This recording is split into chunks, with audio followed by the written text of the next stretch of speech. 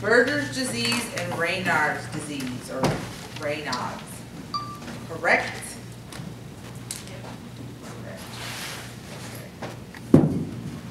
Real simple. Berger's disease is all about men 20 to 40 who need to stop smoking.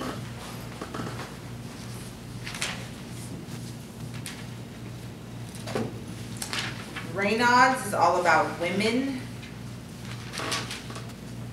who need to wear gloves because it's all about their hands and feet being cold because they have poor circulation. Stop smoking on For Berger's.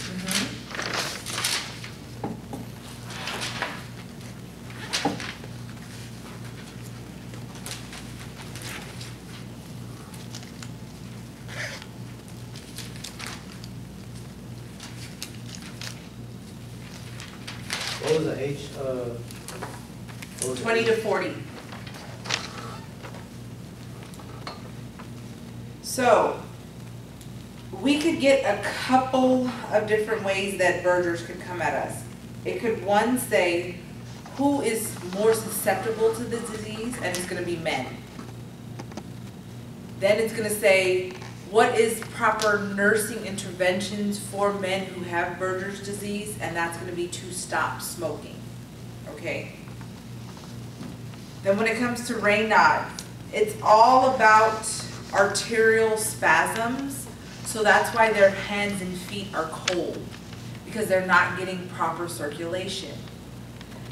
This is going to be women who are prone for this, and our nursing intervention is to teach them to wear gloves or socks, because that'll promote warmth and heat, and if that promotes warmth and heat, then the blood will be able to flow and circulate better. All right. We kind of went over bad and good cholesterol last time. We said that it needs to equal 200 or less.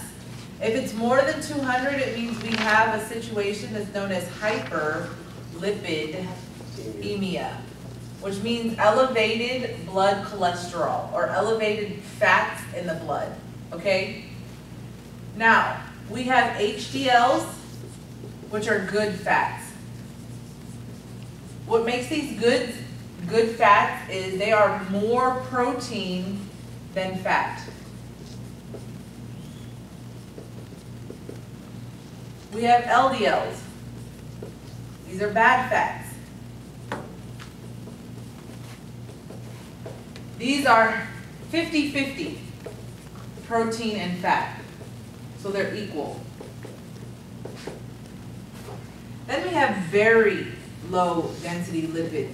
These are mostly triglycerides, and these are more fat than protein.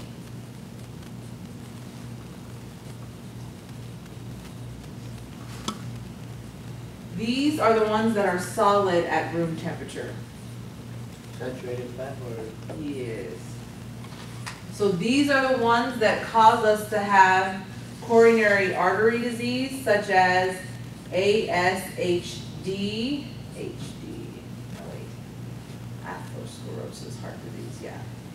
Atherosclerosis heart disease, which means the plaque deposits in our arteries.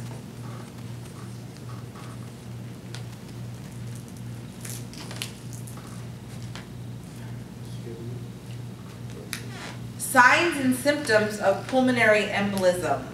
When it comes to anything with pulmonary, it's always going to be shortness of breath, breathing difficulties, and sudden, sharp chest pain because of the ischemia, okay?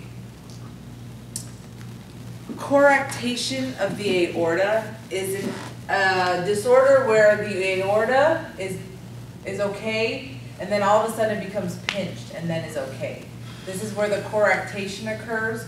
What this means is we are going to have elevated BP in upper extremities. Low BP. And then in the lower extremities, it's going to be about 20 milligrams of mercury lower.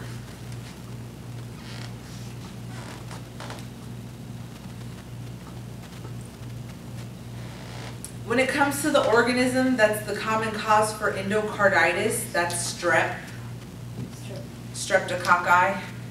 Excuse me.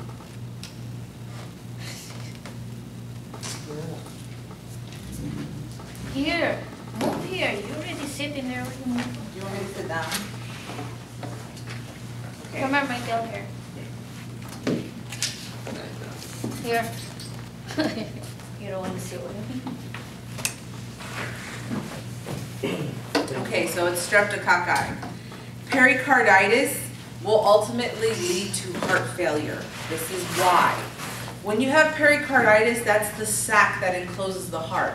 As it becomes inflamed, it stops the heart from fully contracting and beating because it's now inflamed and it's rigid. So if the heart can't contract, it tries to use greater force, which makes the heart get bigger and bigger. That is cardiomegaly. That happens to the muscle portion or the myocardium. Once that gets bigger, there's no reversing it. So the only thing that could happen after that is heart failure. So we push less of the blood out of the heart and keep more of it in. That's all about the ejection fraction. There are different types of tests we can do to the heart. One is called the treadmill stress test. What are we testing? We're testing the heart at work, which means the heart under exercise. When it comes to the Holter monitor, remember this is the 24-hour EKG. We're not allowed to take a shower when we have a Holter monitor. Not only that, but we have to keep a diary or log on everything we do throughout the day.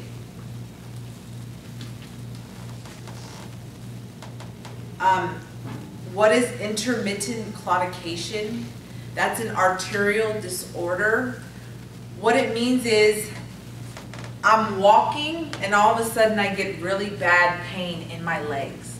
Well, when I stop, if the pain goes away, that means I have intermittent claudication, which is an artery problem, meaning that my legs aren't getting oxygenated blood and that's why I'm having pain. But when I stop, it's okay, the artery flow starts going back because I'm not under any form of stress now. And then when the patient has intermittent claudication, I'm always worried about my pedal pulses because I know it's in my lower extremities.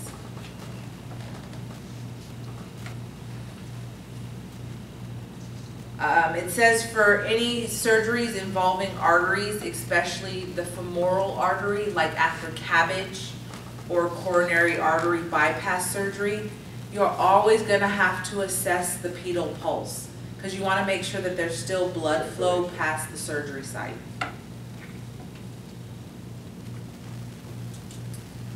If the patient has had endocarditis, before any type of dental work, like dental procedure or anything, they have to take an antibiotic. It's a prophylactic measure. It'll keep them from getting endocarditis again.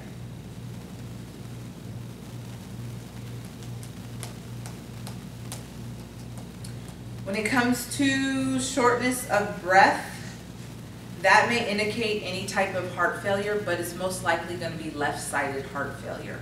Because we know that left-sided heart failure is all about pulmonary signs and symptoms, and right-sided is all about systemic. Okay. Interventions that prevent constipation are always ambulate, which is including activity, some form of exercise. You will increase the fiber or the roughage in the system because that'll help the bulk and push it out. And also you'll increase oral fluids because only when poop is really hard and dehydrated is it hard to get out of your system. But if you have plenty of water in your system, it'll just flush it out. Signs and symptoms of bleeding, we already know that from the hemolymphatic, meaning epistaxis, nosebleeds, hematuria, blood in the urine, petechiae, purpura, and ecchymosis. Those are all forms of bruising, as well as GI bleeding, like hematemesis, blood in the throat, melena, which is dark tarry stool from upper GI bleeding, and hematuria, which is lower GI bleeding, also known as bright red blood or Frank's blood.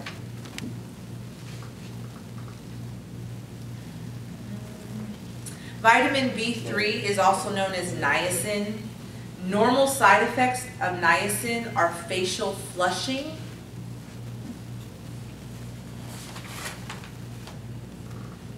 niacin is used to lower cholesterol, so niacin is used in people with hyperlipidemia, okay? You can't combine niacin and aspirin because you will increase the risks of bleeding. Are we allowed to stop our antihypertensive medicines abruptly? No, because rebound hypertension will occur. And rebound hypertension doesn't mean it goes back to 140 over 90. It means it goes like to 200 over 110. That's the emergency, right? Mm-hmm. Yeah, once your blood pressure gets that high, your chances of stroke are like at a 75 to 85%. Because it's just too high, and your vessels in your brain are going to aneurysm, which means dilate, and then after they dilate, they rupture and they burst, and then you have hemorrhage. What is the antidote for heparin? That's warfarin Coumadin. Protyme sulfate is the antidote for heparin, and Lovenox. The antidote for digoxin is digoxin immune fab, also known as Digibind.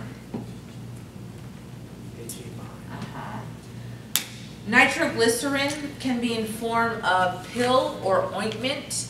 When it's pill form, nitroglycerin tablets may be kept for 3 to 6 months, and then they have to be replaced. They are to be kept in a dark colored glass container, out of heat and moisture, so that means never in the bathroom. Anytime a patient says, I'm going to store these in the bathroom, that means you have to intervene and correct it.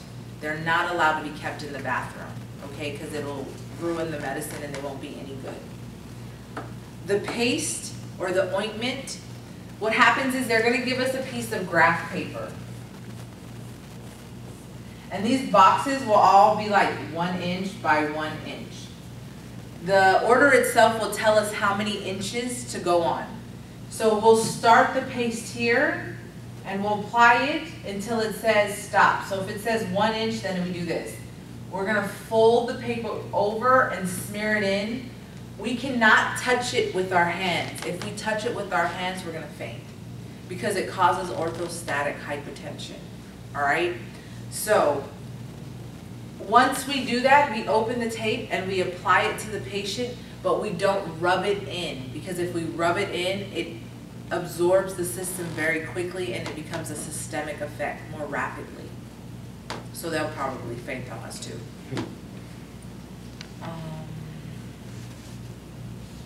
And then the adverse reaction that is very common to the nitroglycerin paste is always headache.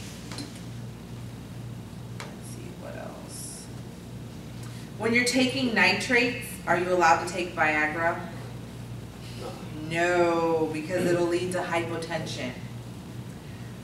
When you take heparin and NSAIDs or aspirin, what are you in increased risk for? Bleeding, of course. And antiarrhythmic drugs, which correct the abnormal beating of the heart, lead to lightheadedness, hypotension, and weakness, because they're vasodilators.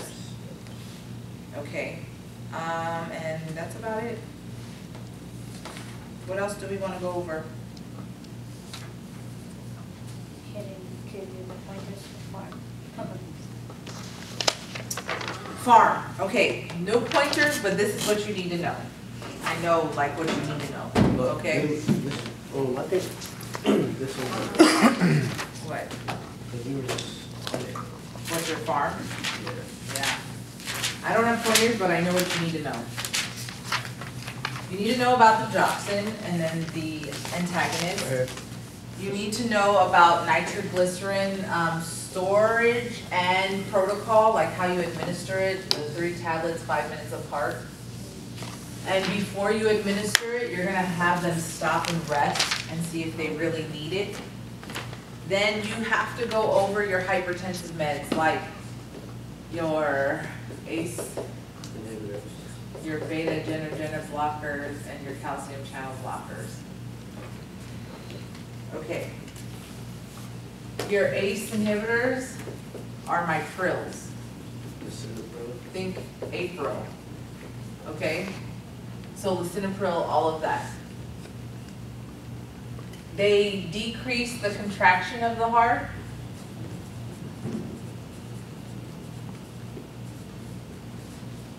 And then by doing that, it decreases the workload of heart.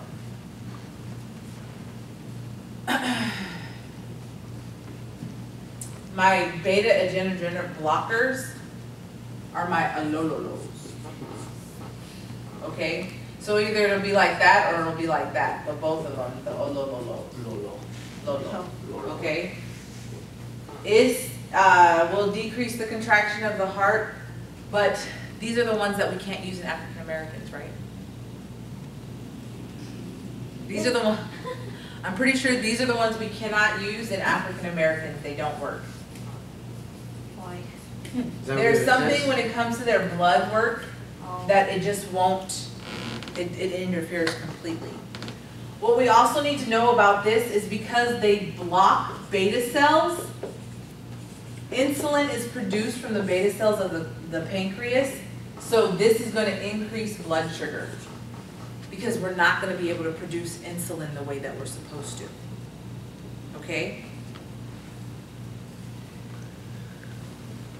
And these are my calcium channel blockers.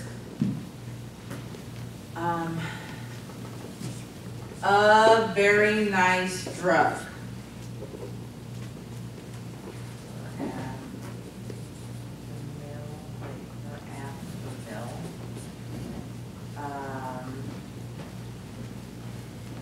I don't remember all of them. I just remember a very nice drugs. Calcium. It's, I think I have.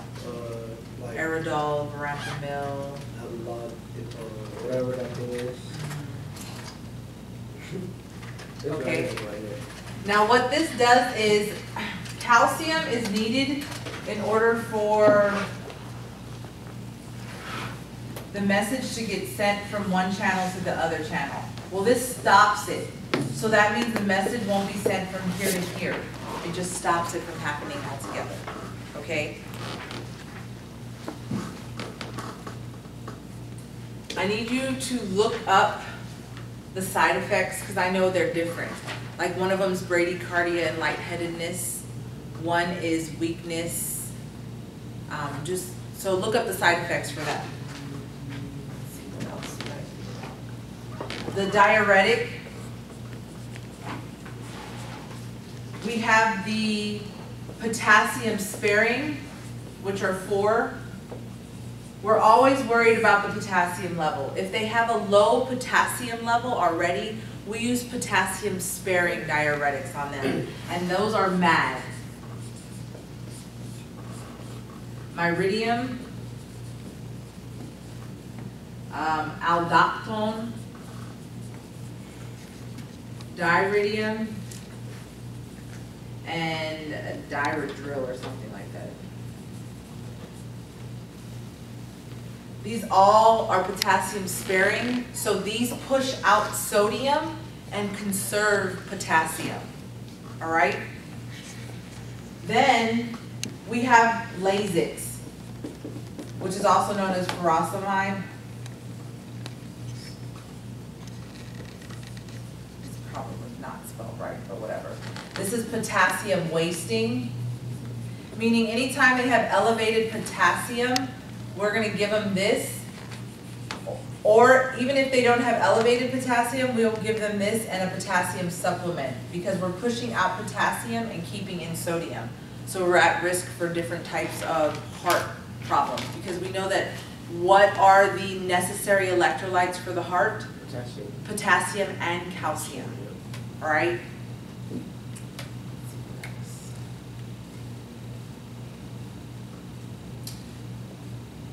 When they're on potassium sparing diuretics like aldactone, this is going to be the #1 used because the body naturally makes this itself.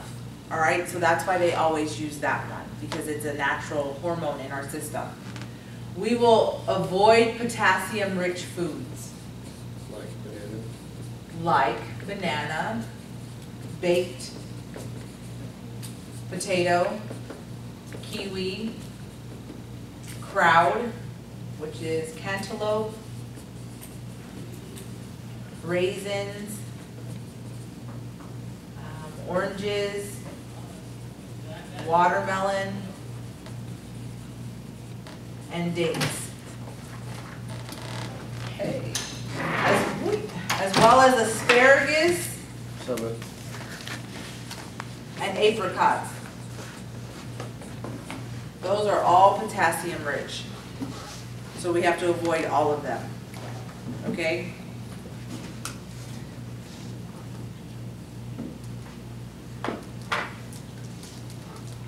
What's the normal level for digoxin? 0.5 to To 2. 2.0. Okay, so digoxin 0.5 to 2. Anytime it's not in that, then we know that digibind is my antagonist to reverse it. And what do I have to check before I administer digoxin? The apical pulse for a full minute. And if it's below 60, I will hold it and call the physician. Because it's only 20 points, so that's pretty good. If you go over all that, you're in the game. Especially nitro protocol. What's that one? Dates.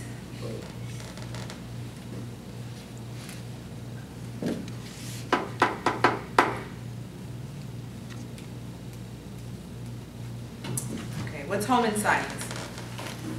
Just when you check the. Homan signs is when you're positive for a thrombus in the calf muscle. Okay? There, not good. I think didn't I? Oh, no, they didn't. Okay, go ahead. When you're positive for Homan signs, you have strict bed rest, and you're not allowed to put heat on the area, nor are you allowed to massage the area. So, what's the correct way to give somebody a bed bath who has a DVT? You will pat the area dry. Very close attention to that. Let's see what else. If a person is having an MI, what are you going to do? What are your interventions? Nitro. MI. We're already past angina. Oxygen. You're going to provide oxygen, IV morphine sulfate, and you're going to reduce the workload of the heart.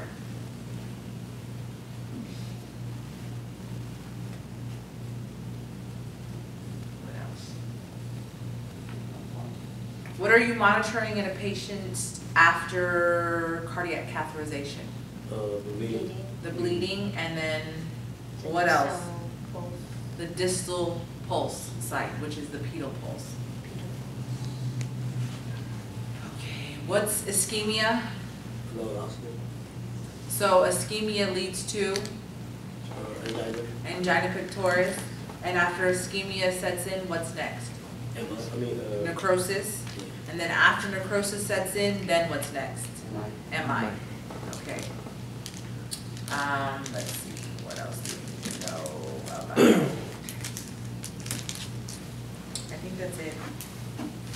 What are signs and symptoms of shock? Oh, what's the difference between venous ulcers and arterial ulcers? Venous ulcers will usually occur around the ankle, and arterial ulcers will be between the toes. That's the difference.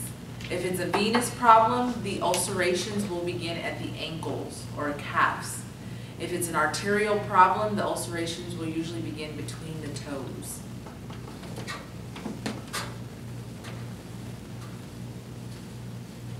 When it's a venous problem, we want to elevate the legs. When it's an arterial problem, we want to hang the legs.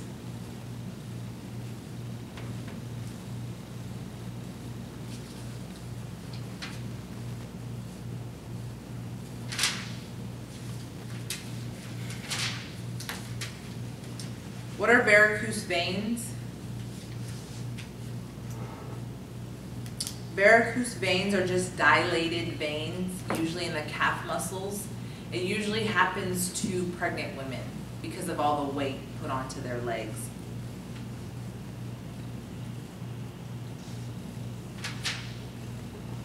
Thrombophlebitis, we already know is DVT. So what's Raynaud's disease? Smoke, No. for women, For And what do they have to do? warm gloves and socks. Right, wear gloves and socks. So what's Berger's disease? I'm smoking, so. Stop smoking, and Men men 20 from 20 to 40. 40. What's an aneurysm? That's what ruptures. An aneurysm is just a dilated vein, Sheesh. okay? Like a rupture, right? I know, but what's a complication of aneurysm? That's where it ruptures, and that's known as intracranial hemorrhage.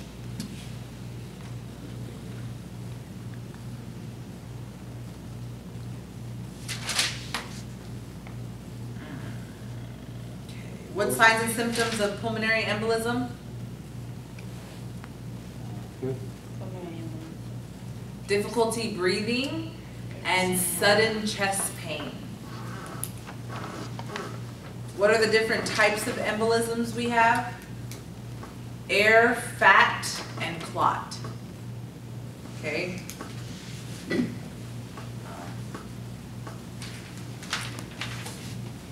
What is hypertension? 140/90, but we do what? We have to keep a log for at least a month before the doctor will even diagnose us with hypertension. It can't be just one time. It has to be repetitive, high hypertension throughout the whole month before we get diagnosed.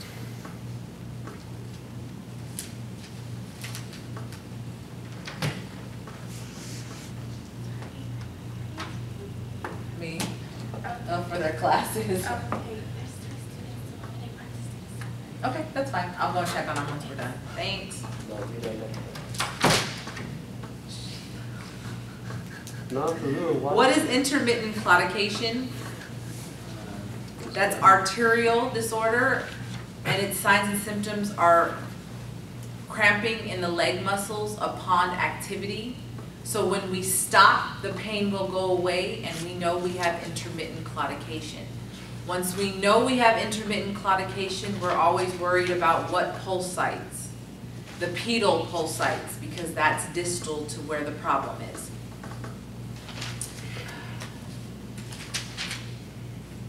What does nicotine do to our vessels in our body?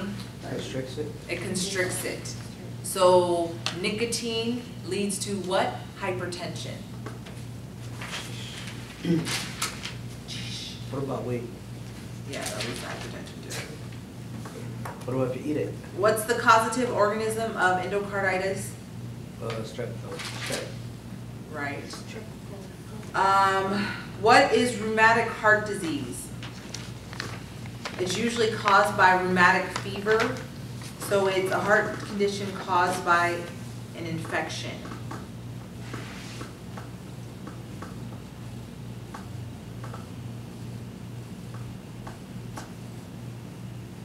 Rheumatic heart disease is signs and symptoms, joint pain.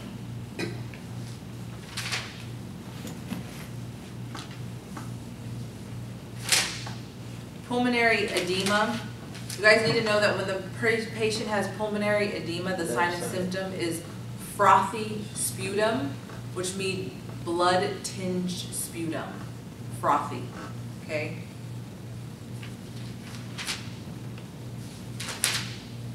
Why do we do daily weights for people who have heart failure? I know. We are worried about all the water retention. What we need to understand is 1 liter of water is equal to 2.2 pounds. So that's why we do daily weights. And how do we do daily weights? Every morning. Same time, same scale, same clothes. That's what it's about to make it. Oh, we could. He probably doesn't make it. I mean, the average patient's gonna want a gallon on, at least a gallon. Yeah. with some which is lobsters. probably just like being naked, you know, so. It shows your back. Well, that's why the average nurse will give you 2 gowns. Put The one on this PJ. way and then put one on the other way. Give me PJs. Well, you're lucky, because I get 2 gowns. Here you go, wear this.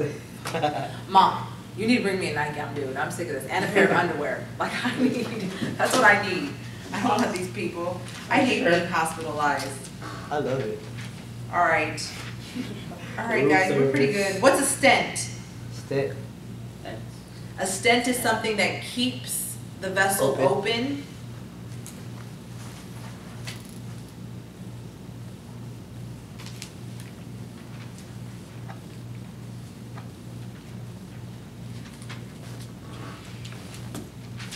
Okay, and that's it. We're done. Yeah. that's it. Hope I pass. It seems easy, but I don't trust it. No, the reason I said it was easy. I just hope I pass. I'm trying to. If I pass, I'm going to Vegas again. No, I'm just kidding. It depends how he works it. Yeah. You guys should be good. I'm pretty sure that you're really in the game for this. Because I tutored the other term 2, who usually has a way harder time than you guys, and they did very well on their last test. Like, a lot of them only missed like 3 or 4 questions. So you guys should be fine. As long as they don't give us Miss Ava's test. Yeah, you'll be Like fine. last time. Hell no, that shit was. He gave you Miss Ava's test last time? Huh? He gave you Miss Ava's test last time? It seems like it. Because the wording, I was like, oh man, this is critical. My brain was like out of hand with shit.